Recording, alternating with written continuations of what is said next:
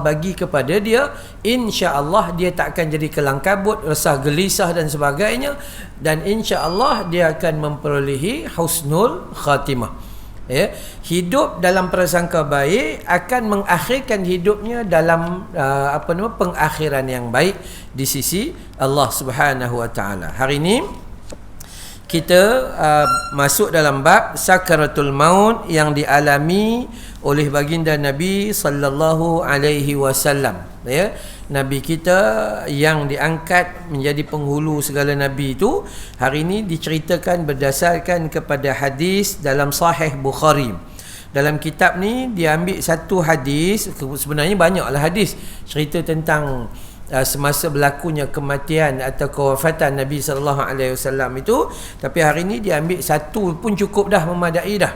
Cukup satu memadai nak cerita bagaimana Nabi sallallahu alaihi wasallam juga melalui sakaratul maut. Maksud apa sakaratul maut? Pencabutan nyawa. Keluarnya nyawa daripada tubuh badan. Bismillahirrahmanirrahim. Sakaratul maut yang dialami oleh Nabi Muhammad sallallahu alaihi wasallam tercermin dalam pernyataan isterinya, iaitu Sayyidah Aisyah radhiyallahu anha. Ya, Aisyah adalah isteri Nabi sallallahu alaihi wasallam yang menyaksikan secara direct kewafatan Nabi, malah wafatnya Nabi di atas dada Aisyah radhiyallahu anha. Dalam pelukan Aisyah di atas, ada kata-kata ulama menyebut di atas riba, ada disebut atas pelukan di samping dada Aisyah radhiyallahu anha, bukan di samping Fatimah dan Saidina Ali. Penceritaan yang tidak tepat. Ada orang kata Nabi mati di rumah Fatimah, di rumah Ali. Ini satu pembohongan yang dibawa oleh puak-puak Syiah sebenarnya. Ya, dalam hadis Bukhari cerita Nabi meninggal di rumah Aisyah. Nabi meninggal dan wafat di dalam pelukan atau di tepi dada atau atas riba Aisyah. Itu jelas. Dan Aisyah pula sifat dia, apabila dia melihat perilaku Nabi, dia akan sampaikan kepada orang lain untuk orang lain belajar. Semua hadis. Sebab tu kalau kita tengok dalam riwayat, Aisyah meriwayatkan lebih daripada 2100 hadis Nabi sallallahu alaihi wasallam. Macam mana Nabi solat tahajud, macam mana Nabi mandi, macam mana dia cerita Nabi mandi dengan dia, dia cerita Nabi makan dengan dia dan sebagainya. Aisyah adalah isteri baginda Nabi sallallahu alaihi wasallam yang paling alimah, yang paling alim. Yang paling banyak ilmu adalah Aisyah, sebab dia hidup lama dengan Nabi sallallahu alaihi wasallam. Baik, Aisyah menyatakan di hadapan baginda Rasul sallallahu alaihi wasallam, yakni pada saat baginda nak meninggal, ada sebuah wadah atau bejana berisi air. Ketika Nabi sallallahu alaihi wasallam dalam keadaan sakit keras atau nazak, maka di sebelah Nabi sallallahu alaihi wasallam tu ada satu bekas yang ada air. Maka mulailah baginda memasukkan kedua tangannya ke dalam air dan mengusap ke wajahnya. Nabi sallallahu alaihi wasallam masukkan kedua tangan dalam bekas air itu dan usap ke wajahnya, nak menunjukkan bahawa Nabi juga mengalami sakarat. Sakarat itu dibayangkan bahawa dengan panasnya, dengan ruang yang tidak selesa dan sebagainya. Ini gambaran. Seraya mengucapkan kalimah la ilaha illallah. Sesungguhnya kematian itu diiringi dengan sakarat. Nabi dalam keadaan dia celup tangan dia dalam mangkuk atau dalam bekas air, lalu disapukan ke wajahnya atau basahkan ke mukanya, lalu Nabi sebut la ilaha illallah, tiada Tuhan yang ku sembah melainkan Allah. Dan kata Nabi, sesungguhnya mati itu diiringi sakarat. Semua orang kena pencabutan nyawa itu, dia sakarat. Kemudian baginda Nabi sallallahu alaihi wasallam menegakkan tangannya seraya berkata, bersama Ar-Rafi Al-A'la, Ar-Rafi Al-A'la, yang maha tinggi, sehinggalah sampai baginda dicabut nyawanya dan tangannya condong. Maksudnya diangkat tangan menuju ke atas. Ar-Rafi Al-A'la. Hadis ini adalah hadis Hadis riwayat Imam Al-Bukhari, hadisnya sahih. Ya, nak cerita pada kita yang pertama sekali bejana, ya. Pada hadis ini terjemahan dari perkataan ulbah yang maksudnya sebuah bejana besar daripada yang dibuat daripada kayu untuk letak perahan susu. Bejana lah, ya, ada dibuat daripada kayu, ada dibuat daripada kulit dan sebagainya. Kalau zaman dulu, kalau kita besin lah, besin isi air kemudian celup tangan kat dalam situ. Ya, tetapi menurut Ibnu Faris dalam kitab Al-Mujmal dan Al-Jauhari dalam kitab As-Sihah, ulbah adalah tempat perahan susu terbuat daripada kulit. Itu kan kita kata tadi, satu bejana ni ada kemungkinan buat daripada kayu, dan tapi pendapat lain mengatakan daripada kulit. Jamaknya ulab atau ailab, adapun al-muallab adalah sesuatu yang dijadikan ulbah.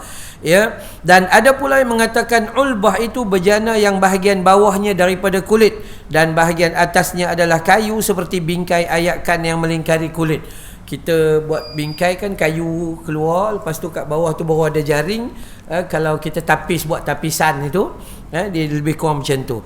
Jadi pandangan-pandangan ini hanya sebahagian daripada pendapat sahaja. Tapi nak mengatakan bejana itu apa? Bejana atau ulbah adalah bekas untuk isi air. Mudah faham. Bermaksud, kalaulah Nabi SAW pun ada sakarat, maksudnya dalam keadaan ada kemungkinan ketika kita nazak itu kita panas, kita sesak nafas, kita rasa bahang, kita rasa sesuatu dan kita perlukan air. Macam mana Nabi SAW dilaporkan dalam hadis, ketika Nabi berpuasa dan dalam keadaan hangat yang panas terik, maka Nabi ambil air dan basahkan kepalanya. Lebih kurang macam tu. Ya, tidak menjadi kesalahan kalau dalam panas terik kita panaskan basahkan kepala ketika kita puasa, tu tak jadi masalah. Yang over berendam dalam swimming pool, yang tu over lah. Ya, jadi ini first kali dalam hadis ni kata wadah atau berisi air. Maka kalaulah seandainya ketika kita sakit, kita nak letak wadah macam orang kampung, betul. Kita sekarang pun betul, dekat hospital pun, walaupun kita kat hospital, tapi kadang sebelah kita tu ada tuala good morning, rendam masuk dekat dalam bekas air dan itu sebahagian. Dan jangan buat saja, tapi buat dengan niat mengikuti sunnah Nabi SAW. Kita dapat pahala. Maka ini boleh diamalkan. Kemudian baginda memasukkan kedua tangan, macam kita pakai tuala, ya, perah tuala dan letak atas dahi, itu okey. Dan yang terbaik adalah kalau nak buat juga, maka basuh celup kedua tangan dan sapukan ke muka. Dan yang paling besar sekali, ketika baginda nak wafat, maka ucapan yang ada pada baginda adalah la ilaha illallah. Jangan terpedaya dengan drama tanah kubur. Asyhadu an la ilaha illallah. Tu agama tak suruh macam tu. Tak sempat calur bete, calur kertas. Ya. Senang aja, ikut je sunnah Nabi SAW. Ikut aja. Alahai ni kita dalam ni bulan bulan Muharram ni kan, sunnah Nabi suruh puasa 9 dengan 10, hari Jumaat dengan hari Sabtu. Kalau ikut hari bulan lah, hari Jumaat dengan hari Sabtu. Ada pula orang tanya, Ustaz, hari Jumaat kan makruh, kau makruh aja, hari Sabtu kan haram, akhirnya tak buat lah. Tak. Apabila Jumaat dan Sabtu itu jatuh pada tarikh-tarikh khusus, maka kita dibenarkan melakukannya. Saya dengan pelajar-pelajar saya dekat tahfiz saya, insya-Allah hari Jumaat dan hari Sabtu kami akan berpuasa dan berbuka beramai-ramai, ada majlis berbuka puasa, insya-Allah. Yang tu paling tidaklah kita buat, paling tidak. Kalau siapa rajin, buatlah 1 sampai 10 kalau rajin lah. Nampak muka macam tak ada harapan. Itu kan ya. Jadi 9 dengan 10 Nabi suruh puasa, kita tak sibuk kacau bubur. Kacau bubur tu kencing manis 17, nak kacau bubur juga. Itu kan ya. Maka simple je. Bila kita sakarat, bila kita rasa kita sakit, bila kita tak ada harapan, bila kita pergi hospital-hospital, panggil dah anak beranak apa semua itu ini, dah tak boleh nak buat apa, dah cabutlah apa nama ni, oksigen, bantuan apa gitu gini, maka ketika itu, maka kita ucapan kita hanya la ilaha illallah, tak ada benda lain. Ini yang Nabi ajar kita. Dan itulah sehinggalah kepada akhir hayat kita, akhir hayat Nabi juga sedemikian. Maka Nabi SAW dicabut nyawa dengan akhir kalimahnya adalah la ilaha illallah. Cuma jangan salah faham. Ustaz, saya hari tu menghadap orang tu sakarat, orang tu nazak, dia tak mengucap pun Ustaz. Bila ada orang Allah izinkan dia lafaz clear, orang lain boleh nampak. Ada orang Allah izinkan dia ni gerak bibir dia je. Ada orang Allah izinkan dia masih kekal dalam hati imannya di sisi Allah. Ada orang diam, tak tahu, kita tak tahu apa-apa. Maka itu rahsia dia dengan Allah. Dan kita kena ada sifat husnul zon, prasangka baik. Kalau boleh kita nak semua jumpa kita besok dalam syurga, macam kita masuk syurga. Tu kan. Kalau boleh, kita tak suka kawan kita masuk neraka. Itu yang perlu ada dalam hidup kita, insya-Allah. Itu paling penting. Jadi di hujung nyawa Nabi SAW, Nabi mengucapkan kalimah la ilaha illallah. Baik. Kalau kita baca dalam beberapa hadis Nabi SAW, Nabi kata man akhirul kalam la ilaha illallah dakhalal jannah. Siapa-siapa yang akhir kalam ada padanya kalimah la ilaha illallah, masuk syurga. Apa maksudnya? Orang yang mati dalam keadaan Islam dan iman, dia akan masuk syurga walaupun matinya dalam keadaan dia melakukan dosa. Selepas dia disiksa dalam neraka, dan selepas itu dia akan dimandikan dalam nahrul hayah, dalam sungai mengembalikan nyawa atau hayat, dia akan dimasukkan kembali ke dalam syurga Allah. Syaratnya matinya itu tidak syirik atau tidak jadi orang musyrikin. Kekal kalimah syahadah di dalam hidup dia, bukan kata kat bibir dia, bukan. Kalau tak ada lafaz, orang bisu macam nak lafaz kan, maka kekal iman itu yang paling penting. Ini laporan yang dikhabarkan.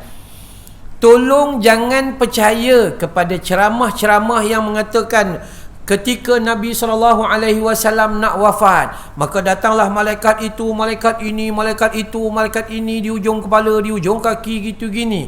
Akhirnya nyawa Nabi ditarik daripada tapak kaki naik ke betis. Nampak Nabi mengeluh, pergi naik ke peha, Nabi mengeluh, naik ke perut, Nabi kata sakitnya, pedihnya, gitu gini. Kita dengar ni meleleh air mata. Bohongnya penceramah kepada kita. Tak ada satu pun hadis yang cerita macam tu. Tidak pernah ada hadis yang menceritakan Nabi secara detail ketika dia wafat. Tak ada. Melainkan cerita yang telah dicerita oleh orang yang tak tahu, nama dia la asla lahu, tak ada asal usul. Tapi sayangnya penceramah-penceramah kita, al-ustaz maupun al-ustazah, para asatizah, dia ikut suka hati dia cerita macam-macam.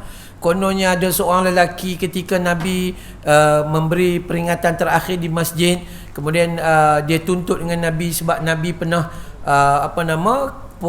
pukul belakang unta, terkena belakang dia. Bohong sebohong-bohongnya, maudhu', palsu. Tapi itulah cerita yang duk sampai pada kita. Berdosa lah sebab dia menyampaikan benda yang dia tidak tahu itu sahih.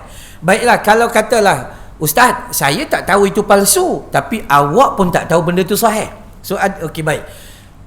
Dalam hadis Nabi sebut man kadzaba alayya muta'ammidan falyatabawwa maq'adahu minan nar. Siapa berbohong guna hadis palsu atas nama Nabi, siap tempat duduk dalam api neraka Jahannam.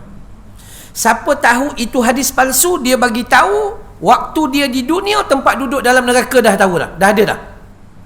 Habis tu, Ustaz, saya tak tahu. Berdosa tak? Berdosa sebab kamu memberitahu sesuatu yang kamu tidak tahu sahihnya tidak.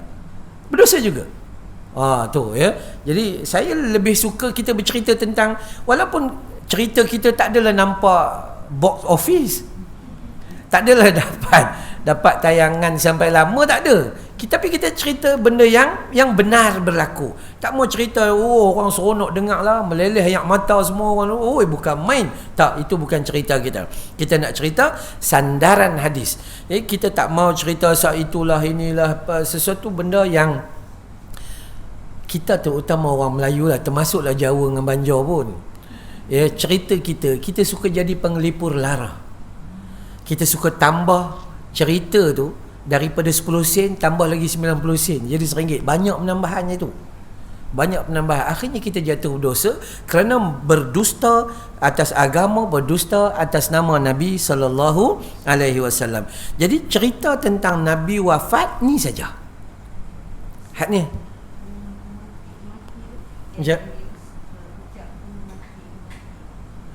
Cerita pasal ketika Nabi nak mati, maka Nabi kata ya ummati. Hadis tu maudhu', palsu. Ya ummati itu adalah palsu. Itu tak ada dalam hadis Nabi sallallahu alaihi wasallam. Yang disebut ini ar-rafi'ul a'la, menuju kepada yang maha tinggi. Itu saja. Okey. Sebab tu penceritaan kalau kita baca dalam kitab, macam-macam lah orang tulis. Tambah-tambah kalau cerita tentang Maulidi Rasul ni, kita pi tu menangis balik buat dosa juga. Tu nangis tu je, dengar cerita aja. Allah Rabbi. Cerita. Kalau nak sedap, baik tengok cerita 7 hari mencintaiku. Betul. Seronok, hak tu dah tentu. Dah tentu clear tengok Mak Leha bergaduh dengan Mia. Betul dah tentu. Yang tu dia tidak berbohong menggunakan nama Nabi. Kalaupun cerita tu, cerita tu orang perempuan jahat benar, semua perempuan jahat, Pak Samad aja baik. Jahat belaka. Tapi nak cerita pada kita, kalau ia pun dia bohong di atas nama manusia biasa, tapi ini berbohong atas guna nama Nabi SAW. Baik. Adapun sabda Nabi SAW, sesungguhnya kematian itu diiringi sakarat. Sakarat bermaksud susah. Orang yang mati ni, saya pernah buat program halaqah dulu, satu ketika halaqah dulu siaran langsung. Halaqah buat daripada masjid-masjid, ada audien kat depan tu kan, siaran langsung. Tajuk dia sakarat. Hadis yang cerita tentang sakarat. Ada sakarat yang benar-benar susah dirasainya. Macam mana? Sebab hidup dia susah. Susah kenapa? Susah untuk pergi kepada Allah Ta'ala, maka matinya susah. Tapi ada Al-Hasan menyebut bahawa sesungguhnya ada ulama menyebut ada orang yang sakarat, dia ni mati macam dia mengantuk saja. Dia mengantuk macam kita tidur, pejam mata lena. Macam tu saja. Maka itu terpulanglah kepada amal kita dan permohonan kita kepada Allah Subhanahu wa taala. Maksud sakarat itu satu benda yang berlaku ketika berlakunya kematian atau perpisahan antara badan dan juga roh. Baik. Kata para ulama dah ke bab bawah pula arti sakaratul maut yang dialami oleh para nabi. Kata para ulama kita rahimahullah, kalau sakaratul maut yang susahnya seperti itu juga dialami oleh para nabi, para utusan Allah, para wali dan orang-orang bertakwa, kenapa kita masih lalai daripada mengingatinya? Kita nampak nabi berpeluh-peluh waktu dia nak mati. Kita nampak nabi ambil air sapu muka dia nak menyejukkan panas dan bahang itu. Takkanlah kita tak perasan. Itu nabi ni bukan hanya nabiullah, malah dia rasul Allah. Malah Nabi Muhammad sallallahu alaihi wasallam dengan Nabi Ibrahim digelar sebagai Khalilullah, kekasih paling istimewa dengan Allah Taala. Tu yang Nabi kata, kalau aku dibenarkan untuk lantik manusia jadi kekasih aku akan lantik Abu Bakar As-Siddiq sebagai khalil aku. Nabi Muhammad sallallahu alaihi wasallam bukan hanya penghulu segala nabi, bukan hanya nabi yang terakhir, bukan pelengkap segala nabi, bukan itu saja, malah dia Khalilullah. Dia dengan Nabi Ibrahim Khalilullah. Kita mungkin jadi Habibullah, orang yang disayangi oleh Allah, tapi tak pernah mungkin untuk menjadi Khalilullah, kekasih Allah, tak mungkin. Habibullah ya, ini kita boleh. Jadi sakaratul maut para nabi rasa, sakaratul maut utusan Allah rasa, sakaratul maut waliullah juga rasa. Orang-orang yang memang bertakwa, orang itu, orang ni semua kita tengok sahabat-sahabat Nabi mati jangan kena bunuh, sakaratul juga, sakarat juga. Ya, kalau kita nak kata, ada orang kata, ustaz saya tak mau pergi hospital ustaz, kalau boleh saya nak mati atas katil saya sendiri dalam rumah. Dah, tu bukan urusan kita. Kan? Ustaz kalau boleh saya nak mati senyum ya. Dah, itu bukan pilihan kita. Sahabat-sahabat Nabi mati kena bunuh, mati terkejut ya, mati tu mati, dan macam-macam lah. Jadi kenapa kita masih lalai? Persoalannya dalam bulan Muharram ini, kita cek diri kita, kenapa kita masih lalai.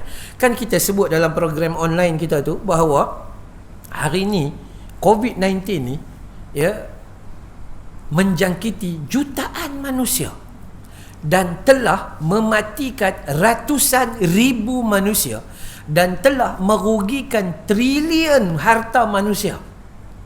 Memang bebanan. Tapi herannya kita, nasi Arabnya kedai penuh juga. Kita pergi disaru penuh, hotel 5 bintang penuh. Kita tak tahu nak kata manusia dia suka dengan hiburan ya. Allah suka sungguh. Duit tak ada, PKP bohong, highway jam. Mana tu? Kan ya, kita ni nak pergi ceramah tiba-tiba kereta rosak, nak pergi cari hotel tiba-tiba masa tu hotel full. Tu Allah.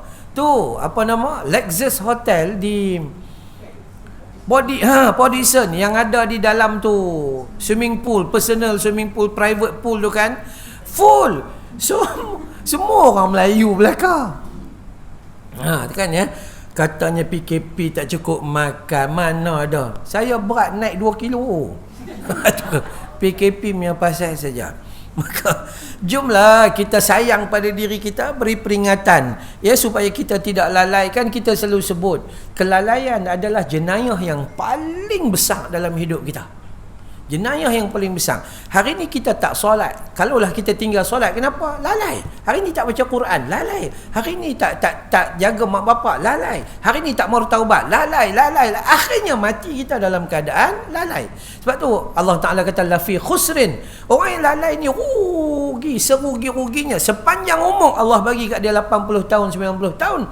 Rupanya dia mati dalam keadaan penuh kelalaian.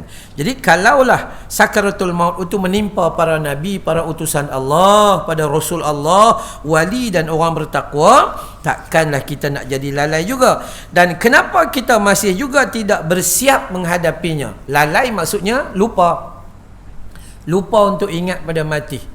Itu kan ya. Sebab tu bila sahabat tanya, ya Rasulullah, di antara kami siapa yang paling cerdik ya Rasulullah?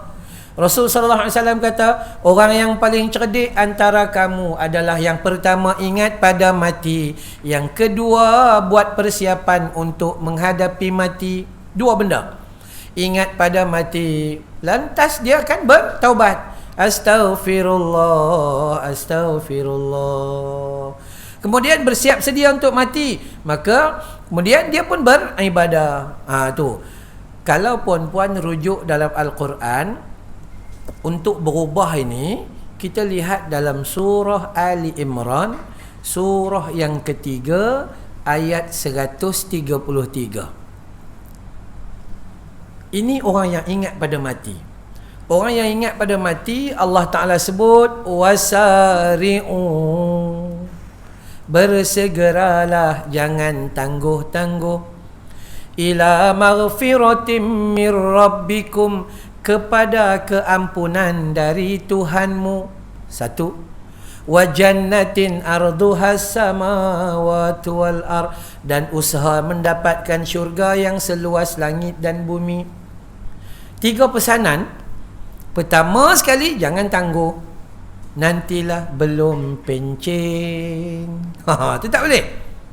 Segera. Bila nak bertaubat, segera. Lah ni nak berubah, tak payah tunggu lagi dah. Nantilah umrah lepas PKP, lepas balik umrah baru nak berubah. Tak boleh. Ya, maka yang tu dulu, jangan tangguh. Yang kedua, tugas kita buat apa? Minta ampun. Jangan berhenti untuk minta ampun. Jangan berhenti. Tiap-tiap hari minta ampun, minggu-minggu minta ampun, bulan-bulan minta ampun, setiap tahun minta ampun. Ini dah mai tahun baru baca doa akhir tahun, awal tahun. Lepas tu tak baca lah, tahun depan pula baca. Itu tak ada kan? Kita disuruh membaca setiap hari. Apa doa yang paling simple, yang paling sempurna? Bismillahi tawakkal tu. Allah la haula wala quwwata illa billah. Itu saja amal setiap hari yang tu, insya-Allah. Ditambah dengan hak yang lain-lain lebih sempurna. Tu satu, jangan tangguh, segera. Yang kedua, minta ampun. Ketiga, usaha untuk dapatkan syurga yang Allah janji tu. Maksudnya amal lah. Usaha untuk dapat syurga.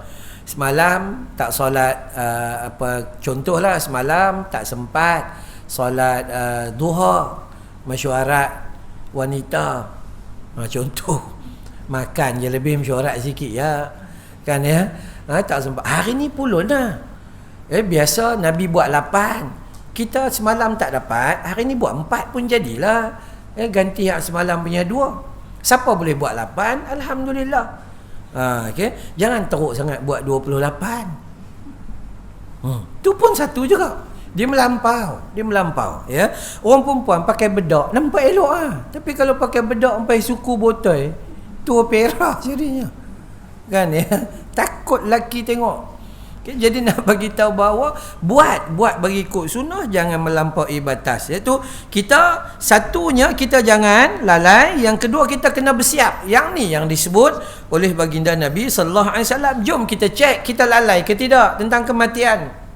Kalau Nabi sakit, kita tak tahulah apa cerita besok kan. Kemudian adakah kita bersiap ataupun kita masih duk fikir yang lain lagi? Fikir rasa macam nak perbesar dapur. Nak besarkan dapur. Awak kencing manis, darah tinggi, makan tak boleh dah, besarkan dapur nak buat apa? Rasa nak pecah dinding sebelah kanan, tanah ada lagi. Kan dah macam-macam lah manusia. Itu namanya manusia. Manusia dia ni penguasaan hawa nafsu dia banyak. Baik. Cuba kita tengok di muka surat sebelah, surah Sad ayat 67-68. Allah kata, "Qul huwa naba'um 'azim, ya antum anhu mu'ridun." Berita itu adalah berita yang benar yang kamu berpaling daripadanya. Apa yang benar? Mati itu benar. Semua benar. Esok duduk dalam kubur, satu kebenaran saja. Kita buat tak mau tengok, paling wajah ke arah lain. Buat peringatan, duk fikir benda lain, akhirnya kita lupa untuk fikir kebenaran ini. Kita tahu bahawa sahabat-sahabat handai kita sendiri hantar dia pergi ke tanah perkuburan. Kita ziarah pasangan hidup dia atau anak-anak waris yang dia tinggalkan. Tapi sayang, kita balik selepas itu kita tidak dapat mengambil pengajaran daripada kematian itu. Yang inilah satu kerugian. Sedangkan itulah cerita yang benar. Masih kata para ulama, adapun kalau para nabi salawatullah alaihim ajma'in mengalami sakaratul maut dan kesusahan-kesusahan menjelang mati, hal ini dikarenakan ada 2 pelajaran penting. Allah Subhanahu wa taala boleh, kalau dia nak bagi nabi tu mati dalam keadaan senyap, terus mati, bahagia, boleh tak? Confirm boleh. Malah Allah uji kita dengan kematian orang yang tidak beriman. Orang yang tidak beriman kepada Allah, senyum mati dia. Kita kata syurga dia. Tu kan. Allah uji kita mati, jatuh dekat bilik ayam. Kita kalau pilih tak, kalau boleh tak maulah, tak mau dah, Allah pilih. Kenapa? Allah pilih mati ke dalam keadaan yang sikit aib kita di dunia untuk Allah ampunkan dosa kita, lepas tu mati dakhulal jannah, masuk syurga Allah Ta'ala. Sebab tu kita tak boleh judge apabila bentuk mati seseorang tu. Kita tak boleh nak kata orang ni neraka, orang ni apa. Syurga dan neraka itu pilihan Allah Subhanahu Wa Ta'ala. Siapa pun selagi dia hidup, maka ruang untuk dia mendapat keampunan itu ada. Jangan pandai-pandai duk kata puak-puak ni pi habis. Habis. Memang kita tak boleh kata gitu. Baik. Apa 2 pelajaran penting atas petunjuk kematian nabi-nabi yang ada dalamnya sakarat? Yang pertama agar semua orang tahu bahawa pedihnya mati. Itu yang pertama. Dua pelajaran itu yang pertama ni dia panjang ceritalah. Yang dalam bab pertama ni dia nak tunjuk bahawa pedihnya mati atau sakitnya kematian. Dan ulama menceritakan mati itu lebih dahsyat daripada semua penyakit yang ada atas muka bumi Tuhan. Sakit. Saya, isteri saya dengan anak saya hari ni pergi juga. Kena buat MRI pula. Dia pi ke tulang lain, dia pi ke tempat lain, merebak pula pi ke tempat lain pula. Tu kan. Jadi kita kata apa, tak apa. Saya ada urusan saya, dak main ceramah. Awak pi saja. Insya-Allah anak ada. Allah Taala ada. Pi, tak apa. Buat. Tugas kita adalah lalui apa yang telah diterjemahkan oleh Allah Taala dengan cara kita husnuzan dengan Allah Taala. Tak apa. Tak apalah. Saya selalu kata kat dia, tak apa, awak pi saja. Pi sana, awak buat kemoterapi, kita mampu bayar. Kita mampu bayar, mampu duduk dekat hospital pantai. Ya, pi buat kemoterapi pula. Orang lain duduk atas kerusi, awak dapat satu bilik khas dengan siap dengan katil itu ini. So masuk pi duduk diam-diam cukup. Yang lain-lain sebut nama Allah Taala. Yalah, kita tak kena pandailah cakap. Betul lah kan? Tapi kita nak cakap apa lagi? Itu saja. Kita pun tak tahan tengok dia. Tak boleh tidur malam. Dah mula dah sakit sana, sakit sini. Dah mula nak ambil morfin sesekali tu kan. Jadi itu kaedah dia adalah kita rezeki yang kita dapat, rezeki yang penuh dengan keberkatan, bukan apa yang kita dapat saja, tapi mungkin apa yang Allah tarik daripada kita. Kita ada kesihatan, ada rezeki, tapi sihat kita tu kita tak buat untuk ibadat. Allah tarik kesihatan sikit nak ampun dosa kita. Tu rezeki tu. Itu rezeki kita. Kan? Kita jangan kata, oh tak ada rezeki lah. Ada lah rezeki. Pasal apa? Bila Allah bagi duit, bagi gaji kat hang sebulan 2,000 pun hang tak pergi semayang kat masjid, bagi 20,000 lagi lah tak pergi. Jadi takat tu lah. Kenapa dia nak buat kita rajin berdoa kepada dia? Ini dikatakan bahawa kita kena sedar bahawa ada kematian para nabi dan rasul, ada sakarat atau adanya kesakitan. Kerana pedihnya kematian termasuk perkara batin yang tidak nyata.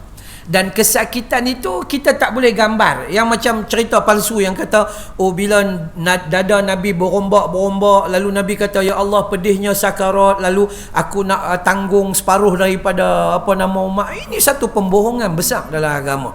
Ini satu pembohongan besar dalam agama. Ini ustaz dengan ustazah kita pun, mereka bukan tak tahu. Yang apabila mereka menyampaikan perkara dusta ini, siap tempat duduk dalam api neraka jahanam. Tapi ceramah tu nak bagi orang syok, dapat buat filem macam Yusuf Haslam buat meleleh yang mata. Tu kan ya. Cukup dah. Agama bukan begitu. Agama dia bersandarkan kepada hujah dan dalil. Jadi perkara mati ni adalah perkara ghaib yang tidak nyata. So apa yang cerita dalam hadis tu saja. Hang tak payah duk kata malaikat mai ke unu malaikat, bila hang tengok. Kan? Jadi dia akan cerita. Kita nak cerita pun tak boleh cerita, sebab esok my time kita tak boleh patah balik nak cerita juga. So macam mana nak buat? Benda gaib, cerita apa yang Allah cerita apa yang Rasul cerita, jangan tambah-tambah. Okay? Jangan tambah-tambah. Sebab tu kita dalam kitab ni ada kita ambil kitab yang sudah tahqiq hadis. Supaya ni dhaif, ini apa, semua kita bagi tahu siap-siap. Ya? Okey, baik. Mungkin di antara manusia melihat sebahagian orang meninggal dunia dalam keadaan tenang, tidak tampak adanya gerakan atau gelisah, seolah-olah begitu mudah nyawa keluar daripada jasadnya. Kita nampak badan dia relax, tenang, lena, calo. Habis. Senangnya dia mati. Tu kita kata. Kan, itu pandangan zahir manusia. Sedangkan cabutan ruh itu adalah soal ghaib. Soal ghaib. Itu dia dengan Allah Ta'ala. Tapi kita kena kata apa? Masih husnuzan, doa. Katakanlah sahabat kita tu real, kita duk nampak. Sebab tu okey, baik. Ada orang tanya, ustaz, ni lepas mayang jenazah, tu imam selalu kata, apa kamu kata dengan jenazah ini? Kita kata apa? Baik. Ada orang kata, Yang duk kata baik buat apa? Hang bukan kenal dia, jahat ke baik? Sekurang-kurangnya kita doa baik untuk orang tu, supaya doa tu patah balik main kat kita. Kan Nabi kata orang berdoa baik kepada orang lain sebelum orang tu dapat, kita dapat dulu. So, jadi perkataan baik itu kita ijtihadkan sebagai doa kebaikan. Maka bolehlah, tak ada lah masalah. Takkan kita kata jahat. Jadi cerita kita kena sentiasa rasa berhusnuzon atau prasangka baik. Orang tu mati dalam keadaan yang tenang, dalam damai, dalam mudah, kita boleh kata alhamdulillah, kan, syukur pada Allah, moga Allah memberi dia keampunan. Apa doa yang Nabi baca ketika orang mati? Allahumma ghafir lahu atau laha atau lahum warhamhum wa'afihim wa'fu anhum. Ya Allah, ampuni mereka atau ampuni dia, lelaki maupun perempuan. Warham, rahmati dia, ya, maafkan dia, beri kasih sayang kepada dia. Sehinggalah Nabi pesan dalam hadis Nabi doa tu, ya, mandikan dia dengan air bersih dengan salju dan sebagainya. Begitu dahsyat, ya, permintaan baginda Nabi SAW. Sehingga apabila mereka mengira mati itu gampang, maksudnya mudah lah. Relax, dah tak ada dah. Senyum, peluh apa semua tak ada. Sedangkan kalau kita baca dalam hadis, ada 19 jenis orang yang mati syahid, ya, apabila dia ada tanda peluh-peluh yang orang Melayu kata peluh jantan. Pasal apa peluh perempuan tak masuk? Tu orang perempuan tanya, habis tu kami tak boleh ke, Ustaz? Peluh tu peluh yang jernih, yang ada seketul, bukan peluh yang meleleh, itu bukan. Peluh yang mengeluarkan jernih. Maksudnya itu pandangan itu. Tapi kita tak payahlah cek orang lain. Tengok, iya, kita orang Melayu lah ni, dia pergi tengok ni. Kita kan mengaji. Orang Melayu ni mengaji. Dia tengok hujung hidung dah jatuh. Ini tanda 3 kali Jumaat. Kan? Tekan ni, dia terbenam naik lambat. Tekan kaki gaut, terbenam sungguh. Ya, sungguh macam-macam manusia. Pelipis ni tekan masuk ke dalam, tu tanda 2 Jumaat. Okey, berapa Jumaat?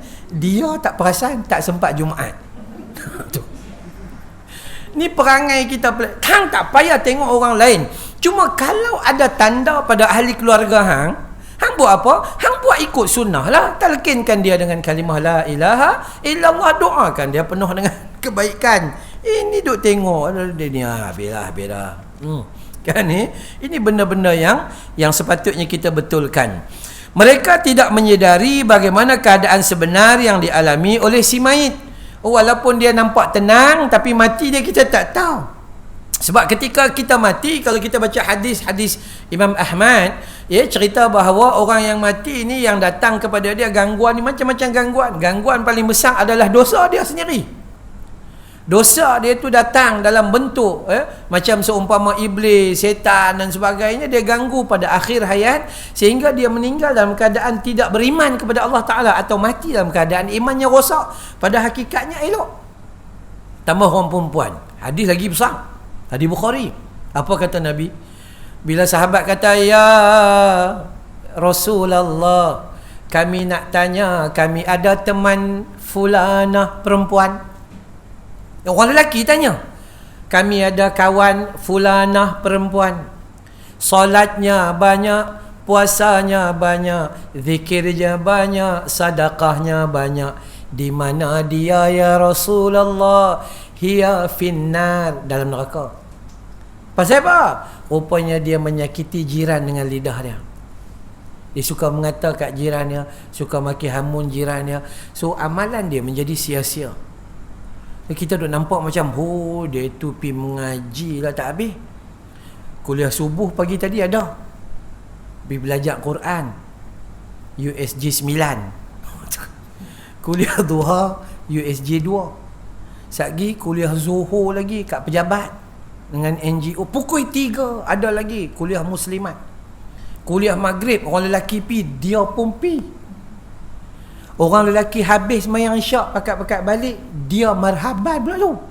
Tu geng perempuan tu. Punya banyak amalan tapi mulut tak reti duduk diam.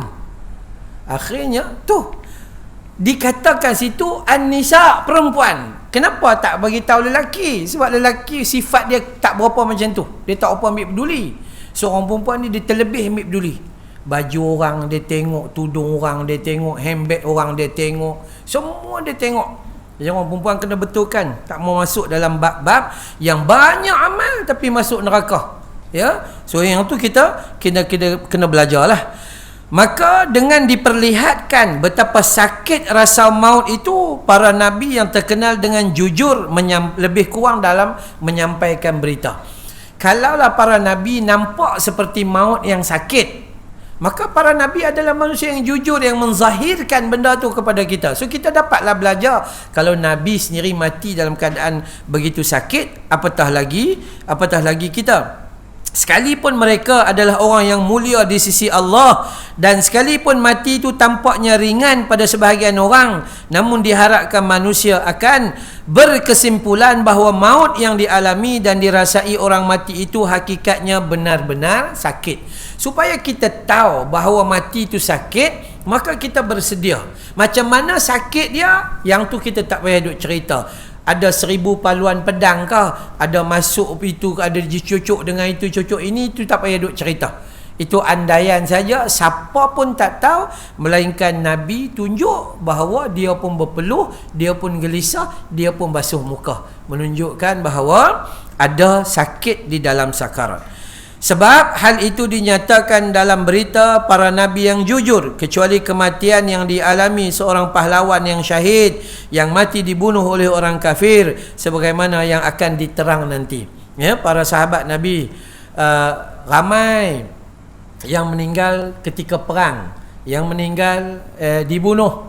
Ya, mereka mati dalam keadaan yang sakit lah, dalam keadaan sakit. Jadi adakah mati mereka itu begitu begini? Sedangkan sahabat Nabi ramai yang 10 orang tu, yang 10 orang yang dicop masuk syurga Allah Ta'ala, dakhalal jannah bighairi hisab wa bighairi azab, masuk syurga tanpa azab dan hisab. 10 orang tu, banyak daripada mereka mati kena bunuh, tapi dalam syurga Allah Ta'ala. Sebab tu kita hari ni kena belajar sungguh-sungguh, jangan ada pandangan, ya, ada pandangan yang memandang bentuk mati tu. Dia tak boleh. Ya, bentuk mati jangan. Yang paling besar yang kita perlu ada, pandang kematian itu, beri peringatan kepada kita, pandang kematian dan kita doa kebaikan untuk dia. Selesai. Insya-Allah Allah akan bagi kebaikan pada kita. Okey, itu yang pertama. Ya, pertama, kenapa para nabi dikenakan sakit tu? Sebab nak tunjukkan kepada kita kalau nabi pun mati dia sakit, maka kita apatah lagi. Kedua, kenapa para nabi dipandang, dinampakkan sakarat itu? Barangkali ada sebahagian orang bertanya, bukankah mereka itu kekasih Allah Subhanahu wa taala, para nabi dan utusannya, tapi kenapa mereka mengalami kepayahan atau kesusahan sedemikian besar, padahal Allah tentu bisa meringankan mereka semua, sebagaimana telah dinyatakan dalam kisah Ibrahim, padahal sungguh kami benar-benar telah meringankan untukmu hai Ibrahim. Maka jawablah sebagaimana dinyatakan oleh baginda Nabi sallallahu alaihi wasallam, inna asyaddan nasi bala'an al-anbiya'u thumma al-amthalu fa'al-amthal. Sesungguhnya manusia yang paling besar cobaan di dunia adalah para nabi, lalu orang yang paling mirip dengan mereka, lalu orang yang paling mirip dengan mereka yang berikutnya. Maksudnya apa? Maksudnya orang yang paling dekat dengan Allah adalah orang yang merasai keperitan lebih besar daripada orang lain. Para nabi ujiannya tak boleh nak cakap, besar, sangat besar. Nabi SAW daripada kecil lahir, kita tahu kehidupan baginda Nabi SAW, sampailah ketika dia menikah dengan Khadijah, sampailah umur dia 40, dia diangkat menjadi Rasul dengan tentangan, bukan hanya tentangan daripada orang asing, ajnabi, tapi dia ditentang oleh anak beranak, apa kita panggil sepupu sepapat dia, dengan pak saudara dia dan sebagainya, penentang-penentang besar, orang yang berada di sekeliling dia, orang yang ada kasih sayang terhadap dia pun menentang dia. Ya, macam-macam kes dia dihantar pembunuh upahan, kes macam-macam kes dia diracun dan segala macam, ya. Kalau nak ikut kepayahan, sangat payah. Peristiwa hijrah Nabi ni, kita yang terpedaya ni, orang Melayu dia terpedaya. 1 Muharram, detik permulaan perpindahan Nabi dan umat Islam. Ini satu pendustaan. Nabi tak berhijrah pada bulan Muharram, Nabi berhijrah pada bulan Safar. Tapi kita mai Muharram saja hijrah. Dah, Muharram tu bulan awal tahun, itu saja perkiraan dia. Tapi Nabi bukan hijrah pada waktu tu. Tu masalah kita. So bila sampai saja bulan ni, kita pun nak hijrah. Dah. Dia bukan soal itu. Sebab tu kita kena faham kedudukan ilmu. Kalau ada ilmu yang sahih, maka insya-Allah kita akan dapat perjelaskan hidup kita tu satu dengan betul. Tapi sayanglah, ya, sebab cerita yang sampai pada kita pun banyak cerita yang tak betul daripada yang betul. Jenuh tapis. Dan sekarang susah pula nak tapis. Sebab Facebook banyak, Instagram banyak. Itu segala macam lah berita, sampai kebanyakannya palsu. Nabi SAW berhijrah daripada Mekah ke Madinah. Boleh ke tidak kalau Allah nak jadikan bentuk penghijrahan Nabi dengan angkat Nabi daripada Mekah pergi ke Madinah, seumpama Allah angkat Nabi ketika peristiwa Isra' Mi'raj? Boleh ke tidak? Boleh, ya. Buat apa nak bagi Nabi susah sampai 7-8 hari baru bergerak pergi masuk ke gua, berjalan sehingga pecah-pecah tapak kaki dan dikejar orang jahat gitu gini. Kenapa? Sebab Allah nak tunjukkan bahawa orang yang lebih payah menerima ujian adalah orang yang lebih dekat kepada Allah Ta'ala. Allah nak peringatkan kita, para Nabi pun diuji begitu besar, tambah kita orang biasa. Kan, ya? Maka itu dia nak bagi faham. Ini kedudukan yang kedua. Kenapa Allah bagi sakarat kepada para Nabi ini? Nak menunjukkan bahawa orang yang paling dekat dengan Allah adalah orang yang paling besar ujian yang Allah bagi. Ada ramai bila kita pergi ziarah orang miskin, kita nak kata miskin dah, makan tak unti. Tu makan. Dulu tidur atas toto dulu. Toto beli di ayat hitam. Beli kat ayat hitam, toto. Lama naik tilam 3 inci. Lepas tu tak apa selesa, sakit urat, naik tilam 5 inci. Lepas tu lah 8 inci. Lepas tu ada ayam pula dalam. Tu kan. Tidur sampai duha, subuh tak bangkit. Tu pun duk kata miskin. Dan kita duk ziarah orang miskin. Tambah PKP hari tu, alhamdulillah, kami belanja hampir dekat 38,000 hari tu. Belanja bagi, kami buat food bank. Food bank. Bukan food bank suruh orang main ambil tak. Masa tu kita tak boleh bergerak, so kami pergi hantar lah. Pergi hantar makanan. Usuk lusa pergi hantar ayam. Lepas tu usuk lusa pergi hantar daging. Kita pergi hantar macam tu. Dan kita dapati orang miskin, keluarga mereka besar. Keluarga saya besar juga, 5 orang anak. Tapi keluarga mereka lagi 2 kali 10. Campur mak pak jadi 12. Campur mak pak berderet gitu. Kan, ya? Kemudian Allah uji, Allah sayang kat mereka ni. Dah lah mereka punya pendapatan pun kurang.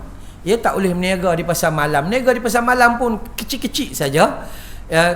Bini pula sakit. Kan, bini sakit, anak-anak pula ada yang OKU. Dia main macam-macam. Tanda dia apa? Tanda dia mudah saja. Orang yang lebih besar menerima ujian daripada Allah Ta'ala, dia lebih dekat. Dengan syarat dia redha. Tu yang saya duk peringat kat bini saya tu. Kalau tidak, dia suruh cuti kuliah. Kan, dia jadi kuat bila kita duk pesan kat dia. Orang paling dekat dengan Tuhan adalah orang yang paling Allah bagi dia ujian besar. Bila ujian kita duk angkat tangan, Allah macam tu. Dulu lutut mana ada sakit. Dan mai tua-tua ni, Allah sakit lutut, Allah.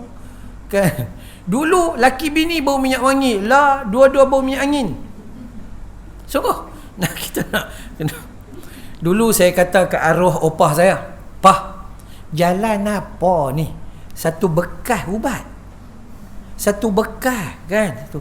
Lah ni kita bawa bekas tu." Tu kan. Kalau tak bawa bekas tu, pusing balik, tak jadi pi. Tu kan. Dia tak jadi pi. Itulah dunia. Jadi kita kalau Allah Ta'ala uji, tak apalah, sabar. Kita tahu yang kita seorang hamba. Kita seorang hamba, ya. Jadi Nabi pesan, inna asyaddan nasi balaan. Orang yang paling teruk bala atas dia, ujian, maka al-anbiya itu para nabi, summal amsal, ya. Lepas tu orang yang dekat pada dia. Selepas para nabi, para sahabat. Lepas para sahabat, para tabi'in. Lepas para tabi'in, tabi'ut tabi'in. Lepas tabi'ut tabi'in, salafus salihin. Sampai begitulah keadaannya. Orang yang dekat, maka ujian mereka lebih besar. Sahabat Nabi sallallahu alaihi wasallam ada di antara mereka Ar-Rawi, dia terpaksa tinggalkan seluruh harta dia di Madinah, di Mekah ketika nak berhijrah, ya, pergi ke Madinah. Sebab harta tu jadi fitnah. Orang kata hang dah berniaga sini, jadi kaya raya. Hang pun mai daripada luar negara, mai berniaga sini jadi kaya. Lepas tu tiba-tiba nak ambil kekayaan, nak pergi Madinah. Kan, hang nak pergi boleh, tapi orang musyrikin kata hang tinggal semua ini. Kalau tidak hang musnah. Dia tinggal. Pergi selai sepinggang dia. Harap apa? Harap Allah Ta'ala. Ada rezeki tak? Ada rezeki. Jadi insya-Allah tak ada masalah apa-apa. Tapi dengan syarat kita dapat memahami. Hak pertama, Allah bagi para nabi mati dalam keadaan yang pedih itu kenapa? Sebab nak bagi tahu bahawa kalau para nabi pun sakit, kita pun akan sakit. So kita bersedia. Yang kedua, Allah nak bagi tahu kepada kita bahawa para nabi ini diberi kesakitan tu apa? Sebagai nak menunjukkan orang yang paling dekat dengan Allah Subhanahu Wa Taala. Lagi banyak ujian, maka kita lagi banyak berdoa dan berdamping dengan Allah Taala. Hadis riwayat Imam Al-Bukhari. Allah Subhanahu Wa Taala memberi cubaan kepada para nabi itu tak lain untuk lebih menyempurnakan keutamaan mereka dan mengangkat darjat-darjat mereka di sisinya. Kita tengok baginda Nabi Adam alaihissalam, Allah Ta'ala bagi ujian, anak tak mau dengar cakap. Kan, anak tak nak cakap, anak jadi pembunuh dan bunuh anak sendiri pula tu. Bunuh adik-beradik dia. Mai zaman Nabi Nuh, Allah Ta'ala bagi ujian juga. Kita ujian jiran tak dengar cakap, ya. Jiran kita elok-elok tanam pokok mangga. Depan tu rumah bukan saya, bukan orang lain lah. Ni rumah kita. Depan tu jalan. Seberang tu ada tanah kosong. Betul-betul dengan pintu rumah kita. Kita pun tanam. Rumah dia selang 2 biji. Yang pergi tebang pokok mangga tu pasal apa? Gila lah manusia ni. Kan ya? Tapi kita pun satu perangai. Ya, hang pergi ambil gambar, upload masuk dalam Facebook. Pasal apa? Hang pergi tanya dia lah pasal apa hang pergi potong. Aku susah-susah tanam. Kan ya? Ini jadi manusia. Bila ada sesuatu, maka berterus teranglah. Pilah jumpa. Ni, ada 100 meter daripada rumah hang. Yang hang main tebang pokok mangga aku pasal apa? Katalah macam tu. Tak. Dia ambil gambar, dia upload dalam Facebook. Sila bagi pendapat dan komen. Dia pun gila. Patut pokok mangga dia kena potong. Manusia ni dia main, bila lagi banyak manusia kita campur, dia lagi banyak. Dia main perangai yang pelik-pelik. So Allah Ta'ala angkat darjat para nabi dengan bagi macam-macam ujian. Dia main turun kepada tu dengan Nabi Idris, dengan Nabi Saleh, dengan Nabi Ibrahim alaihissalam. Dia diuji dengan pergi ke sana terpaksa tinggal Hajar, dan itu macam-macam macam-macam, sehinggalah kepada ujian kepada Nabi Muhammad sallallahu alaihi wasallam. Hal itu sama sekali bukan berarti azab. Apabila datang ujian, bukan bermaksud azab. Ni zaman lah ni. Jangan cepat sangat hukum orang. Kan? Habis lah. Covid ni bala. Denggi pun bala. Itu untuk orang lain semua bala, dia ujian. Tu kan. Untuk dia ujian, untuk orang lain semua bala. Ya. Hakikatnya kalimah bala diguna oleh Nabi tadi. Apa maksud bala, ujian apa semua ni? Benda ni musibah lah, kita kata musibah. Dan musibah ini boleh jadi bala, boleh juga jadi nikmat kepada kita. Macam mana? Macam mana kita tackle benda yang mai tu? Benda tu boom dia mai-mai tu dapat pengajaran dan kita berubah. Maksud itu nikmat kepada kita. Saya tak pernah dapat 1 bulan penuh solat tarawih bersama ahli keluarga. Saya jadi imam penuh sepanjang bulan Ramadan hari tu. Kan banyak bini komplain. Laki baca kulhu sepanjang hari. Tu kan. Boleh. Tu. Saya dapat solat 5 waktu bersama ahli keluarga. Solat jemaah kan dulu masjid tak buka. 5 waktu lah, seronok dapat pengajaran baik lah. Dapat pengajaran baik. So apabila kita ambil dia dengan cara yang positif, alhamdulillah dia jadi nikmat pada kita. Tapi ada orang mengeluh, marah pula tu. Pasar raya buka, masjid tak buka. Buka masjid, dia tak main-main juga. Kan? So musibah yang mai, dia mungkin jadi bala bila kita tak dapat pengajaran, tak mau ambil pengajaran, dan dia jadi nikmat ya apabila kita belajar untuk mengambil pengajaran. Ya, bukanlah bererti orang yang datang itu kena azab tu bukan. Itu bermaksud Allah sedang meninggikan darjat dengan kesabaran yang mereka dapat. Tetapi sebagaimana dinyatakan oleh Nabi SAW, justru demi kesempurnaan darjat mereka yang tinggi, di samping merupakan pernyataan keredaan mereka yang tulus atas apapun yang diperlakukan Allah terhadap mereka. Mereka jelas mereka terima, tak komplain, tak ada masalah apa-apa. Nabi tak makan macam kita. Nabi pun tak makan macam orang Arab. Sebab tu kita bukan disuruh mengikut orang Arab makan dalam talam, setalam. Tu. Sekali hidang sekok kambing, sekok unta, ni bukan makan, ni minta darah. Tak, kita disuruh ikut cara Nabi makan. Nabi dalam rumah tak makan talam, Nabi makan sendiri-sendirilah. Portion dia sikit saja. Kita kata makan dalam talam sunnah, itu bukan sunnah, itu punnah. Dia bukan sunnah. Tapi tu merapunya kita. Okay, ini semua nak makan dalam talam, makan dalam talam. Betul lah, kalau makan kenuri, makan dalam talam bagus. Nabi makan dalam talam bila ada majlis keramaian, makan ramai-ramai. Bila duduk sekali tu kan, ambil lauk tolak pikat kawan, tu baru boleh. Kita ambil lauk cangkui mai kat kita.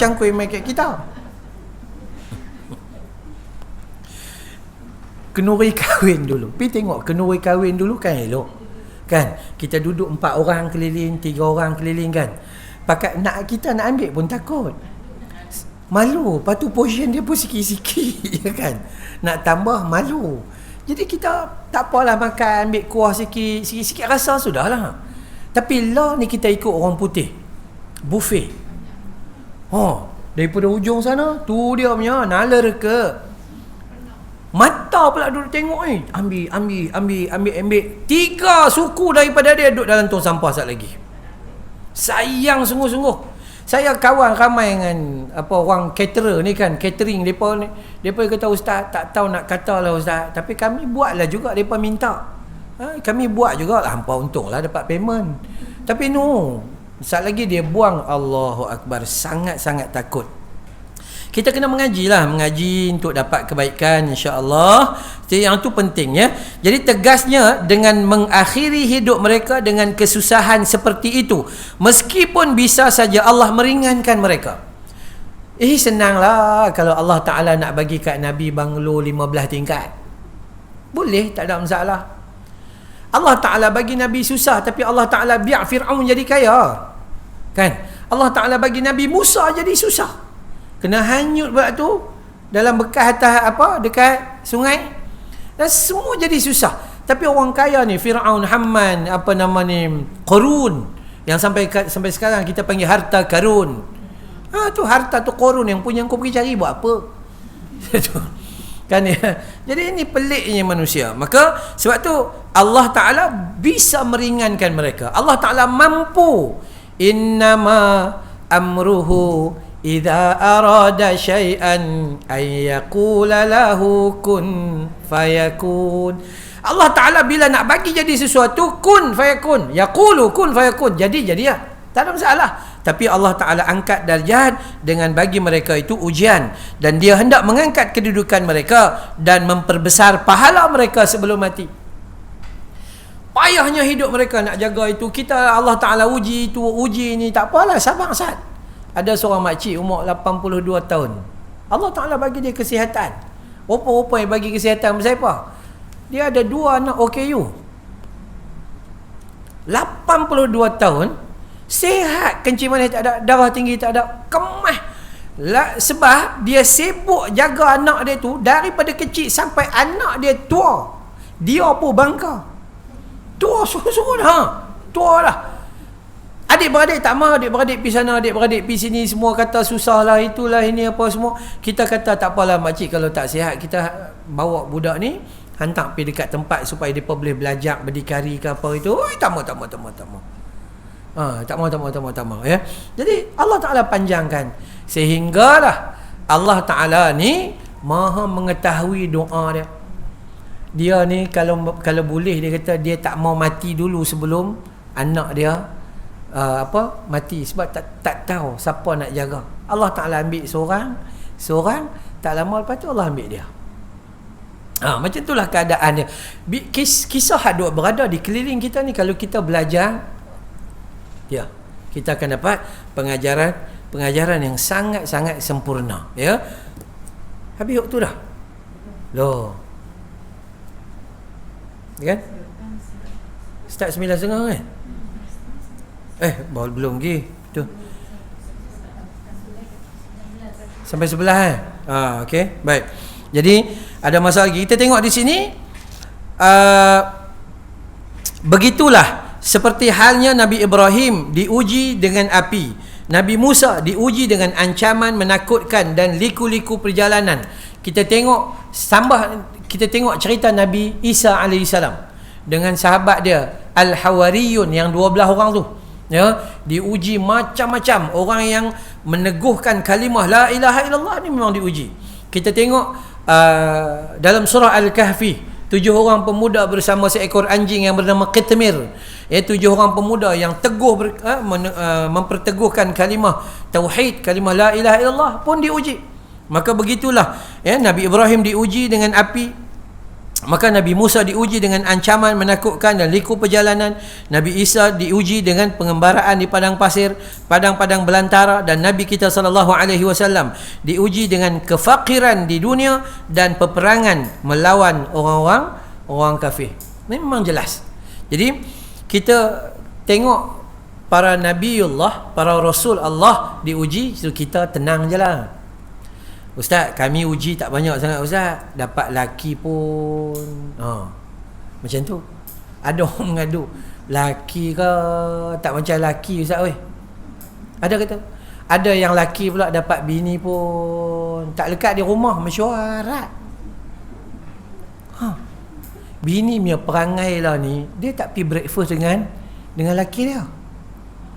Ada saja malam WhatsApp siap lah, besok breakfast di mana.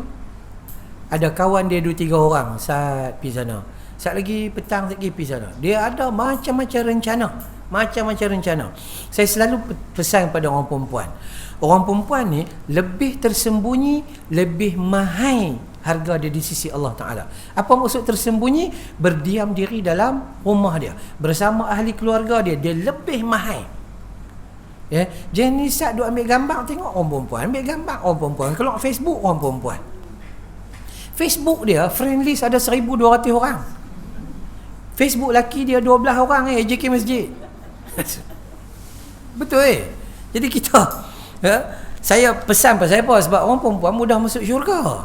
Mudah sangat masuk syurga, tapi mudah juga dalam neraka. Hak tu satu saja, jaga yang tu saja insya-Allah. Yang lain-lain teruskan perjuangan. Nak berniaga lah, nak jual tudung lah, nak pergi Vietnam beli telekong, belilah telekong. Tapi buat bagi betul. Ya, buat bagi betul. Baik. Semua itu dikatakan di sini diuji Juga semua itu dimaksudkan untuk mengangkat kedudukan dan menyempurnakan darjat mereka, dan tidak bisa disalahartikan bahawa hal itu dikarenakan Allah hendak menekan mereka. Bukanlah kerana Allah nak menekan mereka, tapi Allah menguji dengan kesabaran dan ketinggian kesabaran mereka itu, Allah angkat darjat mereka. Orang yang nak masuk syurga, kata Nabi SAW, dia ada satu sifat, sabar. Tak ada sabar, tak boleh masuk dalam syurga Allah Subhanahu Wa Taala. Sabar solat, sabar solat sampai mati. Dia tak ambil cuti. Tutup aurat, sabar tutup. Panas ustaz pakai telekung, pakai itu, pakai ni, panas ustaz tak apa. Sabar meninggalkan larangan Allah sampai mati. Allah bagi dia macam-macam ujian. Ada suami masalah, ada itu masalah, ada jiran masalah, ada duit masalah, tapi dia sabar, dakhalal jannah. Kesabaran adalah punca. Ya, lebih dari tekanan terhadap para ahli maksiat yang mencampur aduk perbuatan. Para nabi, para alim ulama, orang yang melakukan kebaikan, kadang-kadang tekanan dia lebih besar. Allah uji dalam rumah tangga dia, dapat anak-anak tak dengar cakap. Anak tak dengar cakap. Dia ni bukan main punya amal. Sebab itu kita nak masuk syurga atau nak masuk neraka bukan sebab orang lain, sebab kita. Anak kita dah bagi ilmu dah, bagi dah, hantar sekolah agama, hantar sekolah kebangsaan, hantar dah. Semua serba segi, dapat diploma, dapat degree, depa buat dosa, depa takut sendiri ya. Sebab para nabi pun tak mampu nak bagi hidayah kepada keluarga dia. Kita dah ulang dulu kita dah ulang dah. Nabi Adam AS, dia tak mampu jaga Qabil sehingga Qabil jadi pembunuh.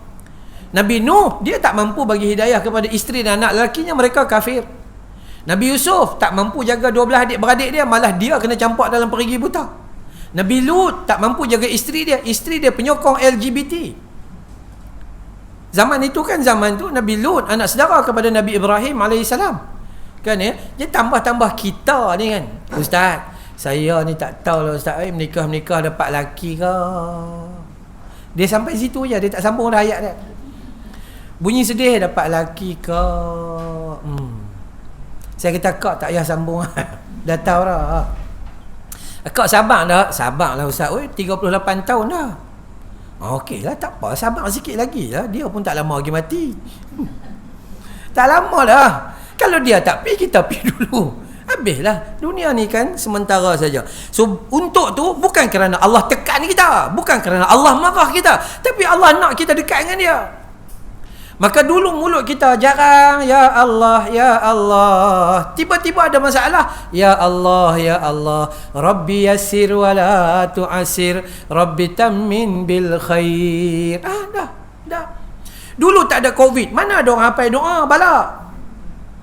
Tu kan. Lani Allahumma inni a'udzubika min jahdil bala wa darakis syaqa wa su'il qada wa syamatatil a'da. Allahumma inni a'udzubika minal baras wal junun wal juzam wa min sayyi'il asqam. Tu pun tak apa lagi dah. Kan? Jadi cerita dia adalah semua Allah nak bawa kita pergi kepada dia. Maka tidak bisa disamakan antara keduanya. Maksud apa keduanya? Antara orang yang mati dalam keadaan yang nampak tenang dengan orang mati dalam keadaan payah. Kita tak boleh nak beri judgement kat mereka, tak boleh. Kita tak boleh kata senyum syurga, renyih neraka, bukan, tak boleh lah. Kita tak boleh kata orang mati atas katil senyum masuk syurga, orang mati aksiden masuk neraka. Dah yang tu. Ya, sebab tu nilai dia, kalau kita mengaji, saya selalu cerita. Ada saya mengajak dulu satu masjid di Sentul. Ya, ketika saya mengajak dalam bab mati syahid. Mati syahid ni dalam Quran dan hadis tak adalah cerita syahid dunia, syahid akhirat apa semua, tapi ulama bagi tahu kepada kita, bagi kita mudah faham. Ulama bahagikan mati syahid ni ada 3. Dalam Quran hadis tak ceritalah, tapi ulama bagi tahu. Ya, mati syahid yang pertama syahid dunia akhirat. Hak kami mengaji pada hari itu. Maka syahid dunia akhirat ni siapa? Orang yang bila keluar nak pergi perang ni, menentang tentera kafir ni, dia keluar daripada rumah dia lillahi ta'ala. Aku kalah ke, aku menang ke, aku nak cari redha Allah Ta'ala, syurga kat depan aku. Dia pi tu, boom, jatuh, perang. Maka dunia kata dia syahid, akhirat Allah Ta'ala kata dia syahid. Itu syahid akhirat, dunia akhirat. Nampak tak? Syahid dunia akhirat. Yang kedua, syahid dunia. Syahid dunia siapa? Syahid akhirat. Syahid akhirat siapa? Syahid dunia dululah. Orang yang pi perang. Ya, pi perang tu. Tapi bila dia pi perang tu, dia keluar, aku kalau pi perang, kalau aku menang harta rampasan, aku punya. Dia nak dunia. Atau kalau aku pi perang, kalau aku menang, paling tidak aku naik jadi brigadier general, captain, naik major pun jadilah, lieutenant colonel ke, contoh. Dia nakkan habuan dunia, maka dia syahid dunia. Kata dia syahid di sisi Allah Ta'ala, Allah campak dia dalam neraka Jahannam. Dan yang ketiga, syahid akhirat. Dunia tak kata dia syahid, tapi akhirat Allah kata dia syahid. Siapa dia? Orang perempuan mati dalam keadaan dia hamil yang sah, mati dalam keadaan dia bersalin. Ada hadis sahih. Dakhalal jannah, masuk syurga, dia syahid.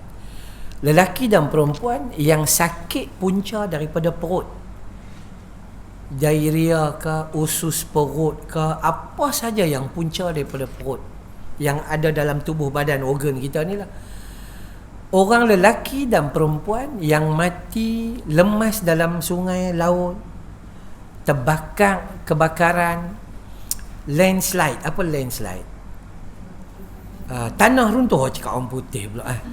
Okey, ni jatuh seakibat daripada tanah runtuh. Dan saya sebut satu benda, iaitu mati kemalangan. Ni kan duk jadi banyak tempat kita ni kan, mati kemalangan, 5 orang sekali, 2 orang sekali mati apa semua tu kan. Maka mati kemalangan, Nabi kata mati jatuh unta. Dia dalam nak pi buat kebaikan, dia mati kemalangan, pun mati syahid. Tiba-tiba ada orang kat tangan, ustaz nak tanya, tadi ustaz kata mati syahid tu mati kemalangan. Mati syahid, betul ke syahid? Dia tanya saya, betul ke syahid? Kenapa?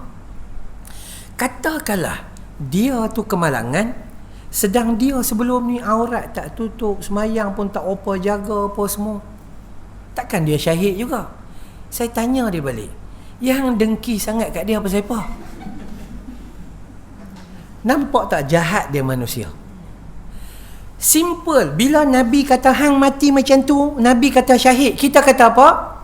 Syahid nah. Yang pandai duk tanya, dulu dia salah dengan mak dia, dulu dia fikir macam tu. Hang siapa? Patut kita seronok lah bila tengok kawan kita tu mati dalam bentuk syahid. Seronok lah. Kita pun doa, ya Allah, aku pun nak mati syahid juga. Patut gitu. Ni dah. Saya kata lah, manusia ni waktu dia hidup pun hang dengki, mati pun hang dengki.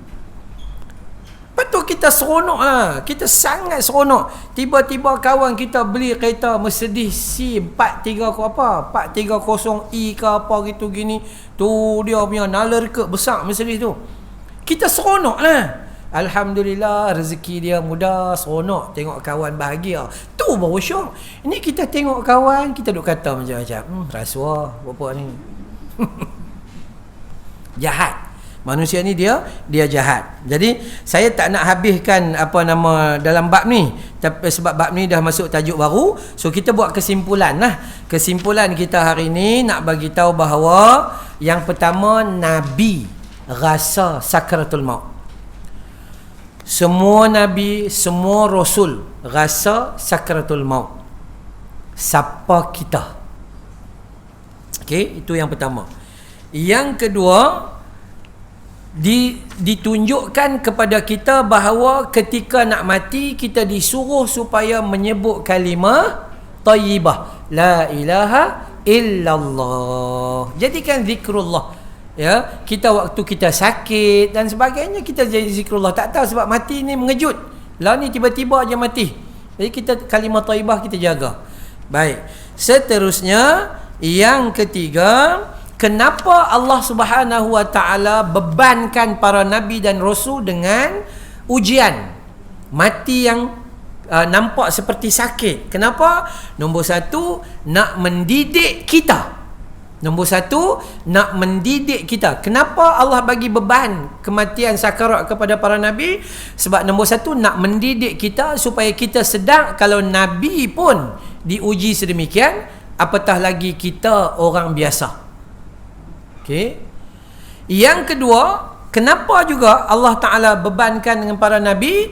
Kerana Allah nak angkat darjat para Nabi. Kerana Nabi sebut dalam hadis bahawa orang yang lebih menerima ujian adalah orang yang lebih hampir kepada Allah Ta'ala.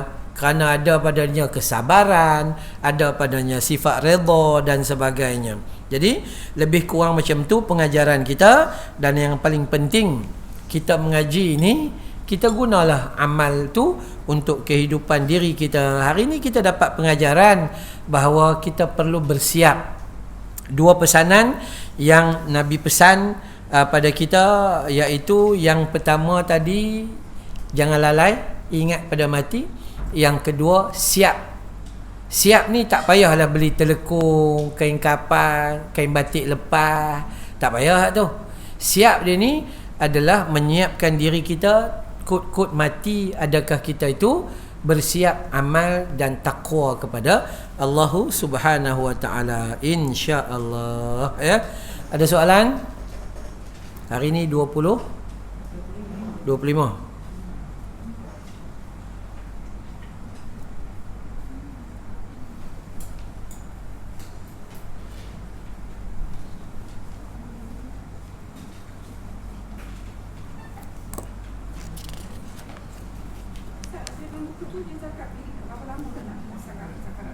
Macam mana? Okey, cerita dia sakarat tidak diletakkan secara khusus. Sama seperti apa yang berlaku pada Nabi sallallahu alaihi wasallam, secara khusus kita tak nampak sakarat dia tu berapa lama, tapi cuma ulama kata bila kamu melihat ada tanda-tanda mati. Tanda mati bernapas dia jadi susah, kan. Sebab tu ulama-ulama ada kaji apabila ada bunyi seperti bunyi kahak bahagian halkumnya, ya, maka itu ada petanda-petanda bahawa dia sedang dalam keadaan yang kita panggil nazak. Ya, itu yang lebih kurang macam itulah. Yang lain-lain kita berserah kepada Allah Ta'ala. Mana hak lebih kita minta, ya Allah tolong pemudahkan sakarat. Yang tu sahaja, ya, insya-Allah. Bismillahirrahmanirrahim. Alhamdulillahirabbil alamin, wassalatu wassalam ala sayyidil mursalin wa ala alihi wa ashabihi ajma'in. Ya Allah, ya Rahman, ya Rahim, kami mohon padamu ya Allah, ampuni kami sebelum kami bertemu dengan mati kami ya Allah. Permudahkan sakarat kami ya Allah, ringankan sakarat kami ya Allah, permudahkan al-hisab dan juga al-mizan kami ya Allah.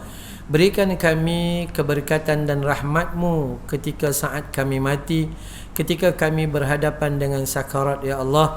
Jadikan kematian satu perpisahan yang baik bagi kami ya Allah. Wa sallallahu ala Muhammad wa ala alihi wa sahbihi wa baraka wa sallam. Walhamdulillahi rabbil alamin. Subhanakallahumma wa bihamdika